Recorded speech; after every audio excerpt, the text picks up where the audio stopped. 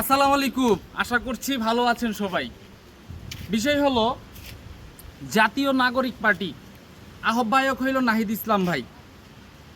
এই নাহিদ ইসলাম ভাই কিছুদিন আগে পদত্যাগ করেছেন, আপনারা জানেন। তো পদত্যাগ করেই কিন্তু উনি সিদ্ধান্ত নিয়েছেন নতুন করে একটা দল গঠন করবেন। তো দলটা কি করছে? জাতীয় নাগরিক পার্টি একটা দল গঠন সে করছে। এখন যদি এই দল গঠন না হইতো তাহলে দেশের কি অবস্থা হইতো? দেশের আরও খারাপ অবস্থা তো হইতো। বিষয় হলো ছাত্রদের আরও বেশি খারাপ অবস্থা হইতো, করুণ অবস্থা হইতো। কেন?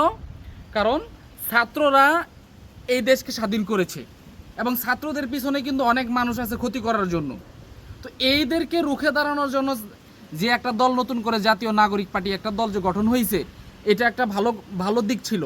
কারণ আগামী নির্বাচনে এই দল যদি কোনো রকম দেশের সরকার ক্ষমতায় গঠন তৈরি হয়, সরকার হয়, তাহলে আমাদের দেশের আল্লাহ রহমতের কি হবে না, দুর্নীতি, আপনার অত্যাচার, এই বিষয়গুলা বা টাকা পাচার, এই বিষয়গুলা কি হবে না, এত সহজে কিন্তু আমাদের দেশের মাটিতে হবে না। তো আমরা অভিনন্দন জানাই জাতীয় নাগরিক পার্টি দলকে।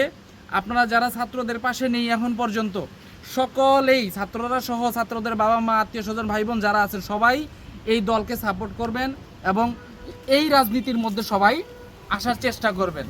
সবাই কিন্তু বিষয়টা বুঝবেন আমার কথাটা। সবাইকে ধন্যবাদ।